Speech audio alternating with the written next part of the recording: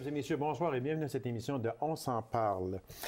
Je le recevais vers la fin des années 2000. Il venait nous présenter son livre « Faire Église autrement ». Il nous revient cette année avec une nouvelle édition de « Faire Église autrement », revue et augmentée. Quelle différence entre les deux volumes? C'est ce que nous allons lui demander. Alors, mesdames et messieurs, du diocèse de Rouyn-Noranda, prêtre et docteur en théologie de la paroisse Sainte-Trinité de Rouyn-Noranda, l'abbé Pierre Gaudreault. Abbé Gaudreault, merci d'être ici et je vous souhaite la bienvenue à cette émission. Merci, M. Leclerc. C'est un plaisir d'être ici aussi. Monsieur l'abbé, faire Église autrement, nouvelle édition, revue et augmentée. Qu'est-ce que la différence qu'il y a entre ce livre-ci et celui de 2006, revu et augmenté? Quelle différence qu'il y a entre les deux volumes? Parce que moi, j'ai lu les deux volumes. Oui, il y a des différences, mais il faut les chercher un peu. Est-ce que je me trompe? D'accord. Au fond, ce qui a conduit à une deuxième édition, c'est que la première édition publiée en 2006, oui. Au fil des années, les exemplaires ont été épuisés. Alors, c'est une bonne nouvelle. Ça veut dire que ça a quand même suscité un intérêt auprès des lecteurs, des lectrices. Et donc, la Maison d'édition Novelisme a mis au défi de reconduire l'ouvrage, mais cette fois-ci, après quelques années d'expérience, d'accompagnement, d'animation de petits groupes. D'essayer de voir maintenant, à partir de mon expérience, est-ce que je porte de nouvelles préoccupations, questions? Est-ce que j'ai appris des choses que je pourrais partager? Alors, c'est pour cela que oui, c'est une nouvelle édition. Elle est revue, augmentée. Et ce qu'il y a de nouveau, il y a 2 chapitres de nouveau. Oui, j'ai vu ça, exactement, oui. Ça donne donc quand même 80 pages de plus. Oui. Ensuite, l'introduction. Il y a 2 sections aussi de 2 chapitres existants qui ont été revus, notamment un sur la nouvelle évangélisation, puis c'est une question de l'heure. Oui. Alors, c'était pour voir un petit peu justement comment valoriser ces petits groupes qui sont un des chemins possibles. Vous aimez écrire? Beaucoup, oui, j'aime ça. Puis je pense que c'est peut-être, un talent que j'ai reçu et je vais pas le garder pour moi. Un fichu de beaux talents parce que ça se lit très bien, hein, entre autres, ça se lit très bien. C'est ce que je souhaite parce que je veux au fond, moi je m'adresse à des hommes, à des femmes d'aujourd'hui, oui. à des gens qui cherchent. Bien sûr, dans le 21e siècle. Oui, bien sûr, à des catholiques qui sont peut-être engagés dans leur paroisse, mais aussi à des personnes qui se posent des questions sur l'Église d'aujourd'hui, puis même à l'avenir de l'Église, qui cherchent. Est-ce que l'Église est encore possible? Comment ça sera demain? Alors donc, cet ouvrage peut aussi, des fois, nourrir une réflexion. L'abbé Pierre, est-ce que le temps ne serait-il pas venu en ce 21e siècle de faire un autre concile, parce qu'il y a beaucoup de choses qui ont changé et on sait très bien aussi qu'il y aura élection d'un nouveau pape qui va se faire. L'émission passe le 6 de mars, alors on est dans les préparatifs, là. On voudrait le faire avant le 15 de mars pour que, à part tout soit en place avec le nouveau pape. Ce nouveau pape-là, peu importe qui il va être, ne serait-il pas temps de faire un nouveau concile Vatican III? Il est vrai que le Concile Vatican II date déjà de 50 ans. Des années 60 et 63, oui. Par contre, lorsqu'on s'approche des textes de Vatican II, il y a eu 16 documents publiés. Il y en a plusieurs qui sont encore beaucoup d'actualité et malheureusement, 50 ans plus tard, très peu connus de par la population. Oui, parce qu'on dit qu'il y a des choses encore dans Vatican II qui n'ont pas été mis à l'essai encore. Oui, puis vraiment, le Vatican II, il y avait une ouverture qui s'est créée de l'Église à cette époque pour aller vraiment à la rencontre du monde, dialoguer avec le monde, parce qu'il faut dire qu'au début du 20e siècle, l'Église, au fond, était encore très crispée, elle avait peur du monde moderne, elle se braquait. Et là, tout à coup, dans les années 60, voilà que ça mûrit, et là, elle veut établir un dialogue. Et ce qui est beau, notamment dans un des documents, c'est l'Église dans le monde de ce temps, c'est plus juste l'Église qui veut montrer ou dire au monde quoi faire, mais c'est l'Église qui se met plus en posture d'écoute et qui veut recevoir, apprendre du monde et être en dialogue avec lui. C'était donc une attitude nouvelle, puis qui demandait beaucoup d'humilité de la part de l'Église, mais c'est très beau, puis c'est encore d'actualité. C'était un gros virage dans le Vatican II, parce qu'au début des années 60, il y a beaucoup de choses qui ont changé, là. tout à fait. Faut Est-ce dire... que, juste une question comme ça, est-ce que ces changements-là ont fait qu'on a un peu vidé les églises ou on a rempli les églises? Bon, écoutez, je pense que le Vatican II, pour nous, au Québec, coïncide avec différents événements aussi de société, notamment la Révolution tranquille. Oui, voilà. Alors donc, il y a tout à coup un grand bouleversement, changement de renouveau dans l'Église. Au niveau de la société québécoise, voilà aussi que le rapport entre l'Église et l'État, tout à coup, devient différent. Par contre, ce qui est beau au Québec, c'est que c'est peut-être un des seuls endroits au monde où ça s'est vécu si pacifiquement. C'est vrai. Parce qu'il y a bien d'autres endroits, notamment en France, au début du 20e siècle, ça a créé beaucoup de blessures. Oui.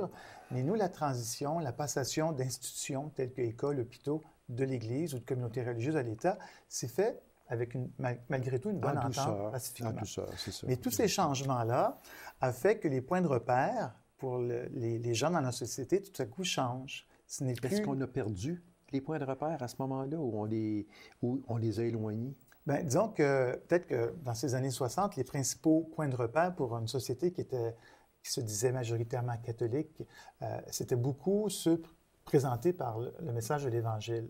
Mais tout à coup, c'est comme si l'Église catholique devient une voix parmi d'autres dans une société pluraliste. Et là, il y a tout à coup plein de points de repère qui s'ajoutent. Exactement. Et dans le monde d'aujourd'hui, bien, chacun veut, au fond, être un peu en charge de lui-même pour choisir, pour prendre ses décisions. Ce qui fait que l'Église a encore une place, mais elle n'occupe pas toute la place. Voilà. L'abbé Pierre, comment est-ce qu'on peut être croyant, mais non pratiquant? Les deux ne vont pas de pair. Écoutez, moi, j'entends ça souvent. J'entends ça notamment de jeunes couples fiancés qui viennent me rencontrer en préparation au mariage, puis qui sont tout à coup mal à l'aise de me dire, bien, on veut se marier à l'Église catholique, mais tu sais, Pierre, on veut dire, nous, on ne pratique pas. Alors moi, j'aime toujours leur poser la question, bien, quand vous dites vous ne pratiquez pas, qu'est-ce que vous voulez dire au juste? Alors inévitablement, ils me conduisent sur le chemin, bien, tu sais, on va très peu souvent à la messe. Ah, je dis très bien. Mais je dis, vous avez des enfants? Oui. Vous les aimez, vos enfants? Bien sûr. Vous prenez soin d'eux, vous les accompagnez de votre mieux à l'école et tout. Alors donc, vous pratiquez beaucoup aussi votre vie chrétienne, votre responsabilité comme parent, votre amour. Ce qui fait que je pense qu'être pratiquant, oui, on peut être croyant, peut-être sans aller à l'Église. Au fond, on prend conscience qu'il y a plusieurs cheminements. Les gens cheminent selon où ils en sont rendus. Selon leur conscience? Selon leur conscience, selon aussi peut-être leurs valeurs, là où ils en sont. Il y en a qui croient beaucoup au rassemblement du dimanche, à la messe. D'autres sont peut-être moins à l'aise d'aller là, mais optent quand même pour les valeurs chrétiennes, humaines. Et parfois même, il y en a qui vont dire, moi je prie ou je m'intéresse à la Bible parfois. Alors donc, je pense que c'est bon. Peut-être qu'il y a eu aussi, malheureusement, une réduction du sens du mot pratiquant. Pour un temps, c'était juste pour ceux qui vont à la messe. Alors que oui, ça inclut ça, mais aller à la messe, c'est aussi pour nous permettre de pratiquer après notre vie chrétienne, c'est-à-dire mieux aimer, mieux servir, exercer bien nos responsabilités comme parents. Exactement. En 2006, vous parliez de rassemblement de petits groupes et vous en reparlez également en 2012 dans le dernier volume. Qu'est-ce qui n'a pas fonctionné ou moins bien fonctionné entre 2006 et 2012? Bien, je pense que c'est sûr que je suis très sympathique au sujet et je dirais qu'au contraire, ce que je suis témoin, c'est que tout d'abord, c'était pas une activité ponctuelle ou de passage. Ça continue et actuellement, je trouve que ça se développe. Alors, dans ce sens-là, je trouve qu'il y a beaucoup de belles réalisations. Par contre, selon les groupes, c'est sûr qu'ils ont leur saison de vie. Il y a des groupes qui naissent, qui grandissent et qui un jour peuvent mourir aussi, hein, mais ils auront porté du fruit. Mais je peux dire que actuellement, c'est peut-être l'originalité du livre quand même de revenir en présentant. Au fond, il y a une panoplie de groupes qui existent dans la société. Il y en a dans l'Église aussi, cette catégorie différente. Et il y a comme là une vitalité parce qu'au fond, ça nous permet d'être dans un espace, un rassemblement où c'est plus facile de se faire confiance, où on peut avoir une relation plus de face à face, moins anonyme, et où on peut sentir un soutien aussi. Que ce soit dans un groupe de travail, dans un groupe de formation, d'un groupe de prière ou de partage de foi dans l'Église, peu importe. C'est donc dire que dans ce 21e siècle, l'abbé Godreau, on sent qu'il y a des églises qui ont fermé, c'est sûr, malheureusement. Moi, j'ai toujours appelé ça un temple, parce que c'est vraiment un temple. Il y a des églises qui ont fermé. Mais est-ce que, depuis quelques années, on ne sent pas une espèce de renouveau vers l'Église? On ne sent pas... les gens veulent revenir et les jeunes commencent à revenir aussi dans l'Église, parce qu'apparemment, on voit beaucoup plus de jeunes qu'on en voyait il y a peut-être une décennie passée. Êtes-vous d'accord avec ça? Oui, je suis d'accord, mais en même temps, je suis conscient que c'est des projets qui sont parfois modestes et qui sont porteurs de vie. Écoutez, moi, je suis pasteur à Rouyn-Noranda, la paroisse Sainte-Trinité. Malheureusement, j'ai eu à accompagner des communautés là-bas. J'ai connu moi-même, comme pasteur, la fermeture de certaines églises. C'est dur. Oui, c'est difficile parce que je pense qu'on ne s'attache pas juste à un bâtiment, on s'attache aussi à des personnes avec qui on célèbre régulièrement, on a des souvenirs dans un lieu, on a fait baptiser nos enfants, on s'est mariés là, on a contribué aussi à la construction de cette église. Donc, même souvent, je parle, c'est un deuil, une perte à vivre. En même temps, il y a peut-être des structures qui passent, mais l'essentiel de l'Église, c'est pas d'abord, je pense, malgré tout, les structures, c'est des personnes. C'est vrai. Et donc, oui, nous, c'était important de donner le signal que même s'il y avait des réaménagements de paroisses, il y avait des projets nouveaux qui voyaient le jour, notamment pour des familles, pour des jeunes. Et il y en a qui permettent peut-être de redynamiser parfois ce qui est le rassemblement du dimanche, mais beaucoup d'autres activités en dehors aussi de l'Église, bâtiment. Parce que l'Église, comme communauté, est d'abord là pour le monde, hein, et elle n'est pas là d'abord uniquement pour la liturgie. Elle est d'abord présente au monde d'aujourd'hui. Alors, c'est de voir comment nous, on peut s'intéresser davantage comme équipe pastorale, comme prêtre, comme agent de pastoral, aux gens d'aujourd'hui dans ce qu'ils vivent, aux familles, à écouter leurs besoins, puis essayer de voir ensemble qu'est-ce qu'on a le goût de faire. C'est vrai, exactement. On dit que l'Église propose ses croyances, mais ne les impose pas. Que fait-on avec les commandements de l'Église à ce moment-là? Bon, quand on dit que l'Église, au fond, n'impose pas, mais propose, il y a 50 ans, peut-être que ça allait de soi que tout le monde se disait catholique, que toutes les familles allaient à la messe le dimanche. On parlait que la foi se transmettait facilement. Aujourd'hui, c'est comme s'il y a un peu une panne de transmission entre l'émetteur et le récepteur, si je pourrais dire. Donc, aujourd'hui, on n'est plus dans l'ordre de prendre pour acquis que les jeunes générations adhèrent ou croient en Jésus-Christ, à son message, mais donc, ça devient plus une approche pour respecter la liberté de l'autre, son cheminement de proposer. Et bien que les 10 commandements ont encore une sagesse, vous comprendrez qu'on ne commencera pas d'abord à présenter les 10 commandements. C'est vrai. Hein? Je pense que dans une approche aujourd'hui de proposition, c'est d'abord beaucoup plus de vivre avec l'autre. Si, par exemple, j'ai une activité avec des jeunes familles, bien, c'est de s'intéresser à elles, à leurs défis à la maison avec les enfants, à essayer de voir comment on peut soutenir un éveil à la foi à la maison. Et il y aura sûrement les essentiels du message de Jésus-Christ. Peut-être qu'un jour, on va aborder les 10 commandements, mais ce ne sera sûrement pas la première étape. C'est vrai. Moi, là, ça me tente de vous poser une question que je n'avais pas prévue du tout, qui n'est pas là-dedans non plus. Je la pose à un prêtre. Je ne l'ai jamais posée, je vous le dis. C'est quelque chose qui me chicote. Oui. Ce sont les funérailles. Ah oui, d'accord. Est-ce qu'il peut arriver un jour, l'abbé Godreau, que parce que des fois je fais attention à mes paroles, là, que les funérailles se soient moins lugubres? En ce sens que moi, aujourd'hui, je suis contre le principe de la tombe à l'Église. Ça attire les larmes. Quand on voit les gens, parce que j'ai eu à aller à des funérailles dernièrement de personnes proches de moi, puis quand on sort à la fin, mais ça pleure, c'est épouvantable.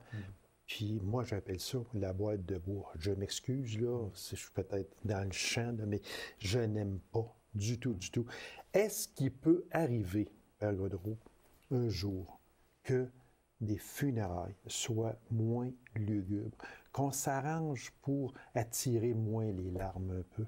Est-ce que faire simplement une messe, pas peut-être aller aussi loin que Marie-Soleil Touga, lorsqu'elle est décédée, c'était des chants, etc., puis des hommages. OK, ça va.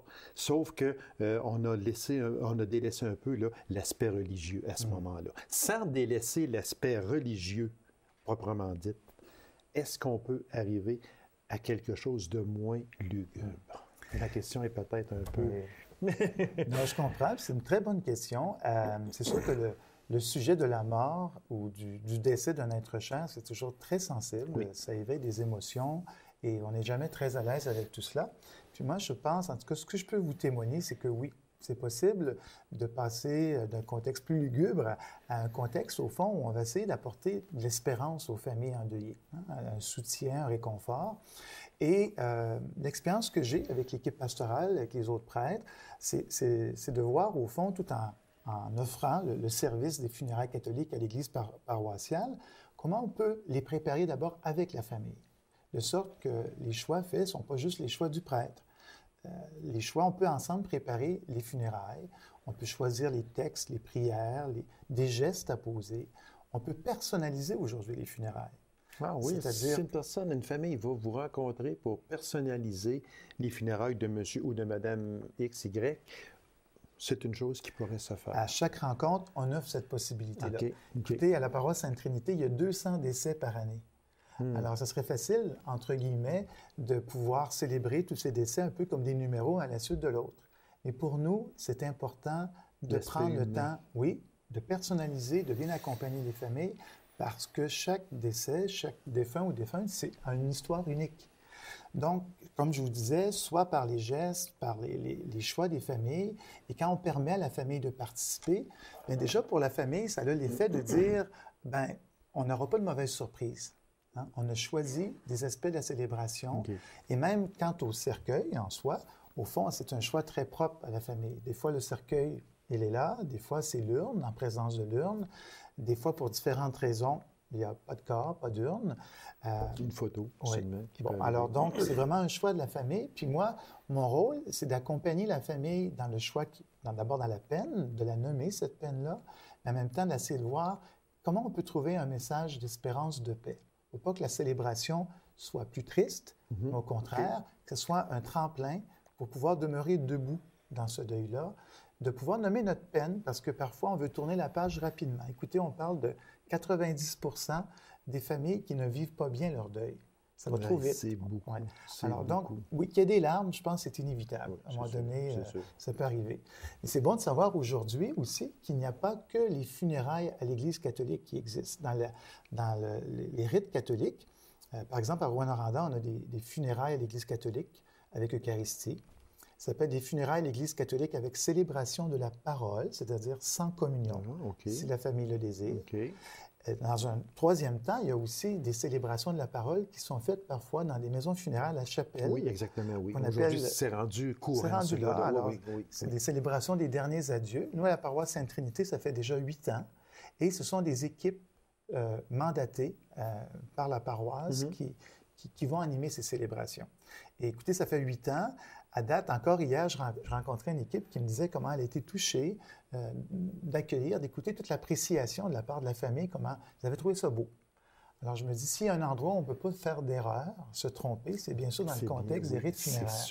Alors, de dire que si ces équipes-là, après 8 ans, ça va bien, bien, ma foi, ça donne un choix. Là, on voit qu'il y a différents choix selon les... C'est donc dire que ça peut être des arrangements pris entre la famille et la paroisse. Et la paroisse. Tout à fait. Et je pense que c'est même bon de plus en plus maintenant, comme il y a des personnes qui font leurs propres arrangements funéraires pour les aspects matériels, cercueil, urne, etc. Ça commence à être bon et important de préciser, moi, à mon décès, qu'est-ce que je vais avoir comme célébration, comme rite funéraire. Est-ce que c'est à l'église paroissiale? Bien, c'est peut-être bon de le préciser. Voilà, parce que peut-être que d'autres vont se charger de nous pour faire autre chose.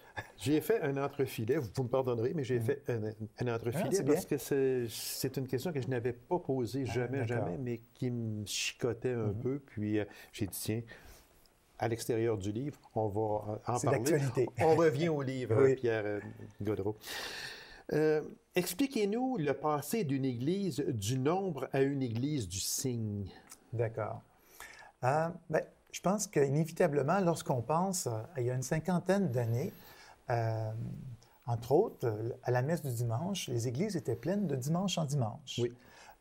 Les gens se disaient catholiques, il y avait plusieurs traditions à la maison, de catéchèse, de chapelet à la maison, peu importe. Bref, quand on pense à nos parents ou grands-parents, ça allait de soi de parler de Jésus-Christ, de transmettre ses valeurs. Alors donc, on était très nombreux. C'est le nombre. Aujourd'hui, on est peut-être passé d'une religion qui était, oui, il faut se le dire, parfois marquée par l'obligation, à une religion aujourd'hui qui fait plus un espace à la liberté, au choix. Beaucoup plus flexible, beaucoup Oui. plus... Oui. Et avec tous les changements de société et d'Église, on voit bien, on constate, on observe dans la société québécoise que les gens peut-être sont baptisés catholiques, mais vivent de différentes manières leur appartenance. Et ceux qui sont très engagés, par exemple, dans une paroisse, sont un petit noyau, un petit nombre. Alors, on est peut-être, dans ce sens-là, c'est vrai, passé d'un grand nombre de croyants, de croyantes, à un plus petit nombre, mais ça ne veut pas dire que ce petit nombre n'est pas moins vivant. Et je pense qu'il y a encore un rayonnement qu'il peut y avoir. Écoutez, moi, je suis allé il y a quelques années au pays de Jésus, en Israël, et c'est pas dire, c'est le pays de Jésus, et il y a à peine 2 % de chrétiens là-bas. Oui? Parce que c'est majoritairement juifs et musulmans. Oui. Alors, mais des petites communautés chrétiennes, mais très vivantes, très dynamiques. 2 % mais 2 % qui sont là, qui sont vraiment là. Alors, ça fait réfléchir, tu sais, quand on pense à notre situation. Exactement. Oui. Comment on peut faire pour éveiller les jeunes à la foi? Parce que c'est vraiment tout un défi. Est-ce qu'on peut appeler ça un défi surmontable ou insurmontable? Bien, M. Lacasse, quand vous parlez de jeunes, vous parlez de quel groupe d'âge? Disons qu'entre 18 et 30, disons. On a des activités, nous, à la paroisse Sainte-Trinité, pour les 18-35 ans. On en a aussi pour les 13-17 ans, les ados. Aussi les plus jeunes, oui, OK. Pour les jeunes adultes, bien, moi, je pense que c'est tout simplement de leur offrir un espace pour leur permettre parfois d'exprimer, je dirais, les questions qu'ils portent. Hein? Et ils se posent plein de questions, puis de créer des liens entre eux, de se connaître. Il y a beaucoup de jeunes adultes qui sont seuls dans leur recherche ou peut-être même dans leurs croyances et qui n'osent pas en parler. Alors, très concrètement, par exemple, chez moi, à la paroisse, au presbytère Saint-Michel, le presbytère ouvre ses portes une fois par mois. Et donc, il y a un souper informel de jeunes adultes. Et selon les vendredis soirs, on est peut-être entre 15, on était jusqu'à 32 dans la maison. Et c'est tous des 18-35 ans. Qu'est-ce qu'on fait ensemble? On est 3 prêtres résidents. C'est pas caché. Ils savent qu'on est prêtres. On les accueille. On leur offre l'espace. Et chacun apporte un mets. On partage ensemble. Fun, ça. Et inévitablement, autour de la table, ils se posent des questions politiques, histoire, religion, morale. Et on échange, on accueille, puis des fois, nous-mêmes, on dit notre point de vue, dans le grand respect. Et je m'aperçois, écoutez, ça fait déjà, je crois, 6 ans que ça dure, cette expérience. Ah oui. Il y en a même des plus vieux qui commencent à arriver avec les bébés. Ah, OK, oui. ça se transforme. Oui. Mais c'est juste pour dire, ça crée un espace d'ouverture. C'est sûr que nous, on se laisse envahir dans la maison, mais en même temps, c'est beau de dire, écoutez, il y a des jeunes tout à coup dans la maison. Là. Et donc, d'accompagner, d'écouter, qui puissent se dire sans être jugés. Et on a de plus en plus de nouveaux arrivants aussi en région. Vous venez de dire quelque chose de très important, sans être jugé. Oui. Ça, c'est important. C'est très important. À fait. Autant par moi comme prêtre, mais aussi par d'autres jeunes. C'est ça, exactement. Et ça crée des liens, parce qu'inévitablement, le lien, et eux, ils apprennent à me connaître en dehors d'une célébration. C'est ça. Tel que je suis. Vous avez des prêtres importés, justement, là, vous arrivez sur ça. Là, tout à fait. On a des confrères, justement, qui sont d'Afrique actuellement avec nous, mais on a de plus en plus de jeunes adultes aussi dans la région, quand on y pense, des Africains, qui soient latino-américains, même aussi du Moyen-Orient, arabe. Alors, donc, ils arrivent en région un peu isolée au début. Alors, pour des jeunes adultes, ça leur permet aussi comme un premier groupe d'appartenance. Alors, moi, je trouve qu'il y a comme une communauté qui est en train de naître là, qui est belle, de jeunes. Alors, c'est un projet parmi d'autres, mais c'est juste pour vous donner un exemple. Mais d'ouvrir les portes, c'est vraiment aussi extraordinaire. Parce qu'on avait tendance un peu, il y a quelques décennies passées, à dire « l'Église, c'est caché ». Le presbytère, il est là, mais c'est peut-être un cercle fermé. Là, on ouvre les portes. C'est important. C'est peut-être le beau mouvement d'air pur qu'il y a eu avec Vatican II, où le pape de l'époque qui avait convoqué le concile, Jean XXIII, avait fait ce geste prophétique d'ouvrir la fenêtre.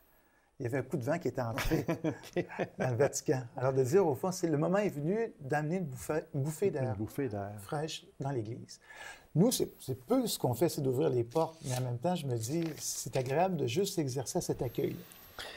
Les réaménagements paroissiaux, vous en avez vécu, c'est pas facile de tout rebâtir, remettre en place de différentes manières, différentes façons. C'est pas facile. Vous en avez vécu de ça? J'en ai vécu ces dernières années, comme je disais, au centre-ville de Rouyn-Noranda. C'est sûr que j'ai eu la chance, avant qu'il y ait une équipe qui m'a précédé, qui a préparé le terrain. Nous, on a eu la chance d'avoir 2 années de consultation auprès de la population et même de vote. Et la réalisation qui s'est produite, c'était quand même à la suite d'un vote de 85 en faveur de ce projet. Mais il reste, quand on est à l'étape de réalisation, moi, je pense que ce qui est important, c'est de ne pas oublier on ne touche pas juste à des structures, mais aussi on accompagne des personnes.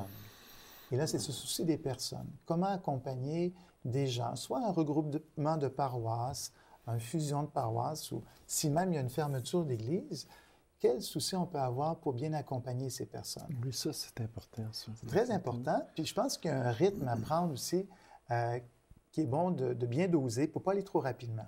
C'est ça, exactement. De prendre le temps, de permettre à des gens aussi d'offrir des espaces d'assemblée générale de paroissiens et paroissiennes, par exemple, pour que, on a eu fait ça quelques fois, prendre le pouls, que les gens se disent c'est quoi qu'ils trouvent difficile, c'est quoi qu'ils proposent, comment on peut se réajuster. Hein? Alors, je pense, dans la mesure où on essaie de faire ça ensemble, le passage peut-être se fait de manière plus harmonieuse. Les groupes de prière, c'est encore très populaire aujourd'hui, Père Gaudreau? Bon, si on pense à des groupes de prière comme on a connu il y a quelques années, groupes charismatiques, on sent une baisse à ce niveau-là de cela. Par contre, il y a d'autres groupes. Par exemple, on a un groupe, nous, de prière de Thésée, c'est plus pour des jeunes adultes. Alors, donc, ça, oui, il y en a. Il y a des groupes de prière autour de la parole de Dieu. Hein, de l'Évangile, le groupe de partage de foi, ça, c'est en pleine effervescence. C'est ça, c'est en plein essor. Père Gaudreau, je voudrais juste vous parler aussi à la fin, un pèlerinage à Saint-Antoine-du-Lac-Bouchette à la fin mai. Tout à fait. Alors, on est en pleine année... C'est les espions qui m'ont dit ça. Ah oui? Oui. C'est ça, on est en plein cœur de l'année de la foi, une année spéciale. Et pour ressourcer notre vie de foi, l'expérience d'un pèlerinage, c'est très intéressant. Alors, ça va être un pèlerinage à l'Ermitage Saint-Antoine, au lac Bouchette. C'est juste un petit peu au sud du lac Saint-Jean, du 24 au 27 mai prochain. Puis, si jamais il y a des gens de la région intéressés, ils peuvent s'adresser à la paroisse Sainte-Trinité, à la réception. Ils peuvent vous appeler aussi, oui, exactement. sans problème. Alors, Père Gaudreau, je vous remercie infiniment. Très intéressant. Puis, n'oubliez pas le livre ici, Faire Église autrement, nouvelle édition, revue et augmentée. C'est vraiment à lire, ça se lit très, très, très bien. Merci, M. Decasse. Bien, c'est moi qui vous remercie, puis vous serez toujours le bienvenu. C'est vraiment très intéressant de parler avec vous, puis Faire Église autrement. Je pense que vous y tenez beaucoup. Puis, quand on lit votre livre, il est tellement bien fait que c'est vraiment un charme que de lire ce livre-là. Merci beaucoup. C'est moi qui vous remercie. Alors, mesdames et messieurs, merci d'avoir été là. On se donne rendez-vous à une prochaine émission de On s'en parle. Au revoir et bonne semaine.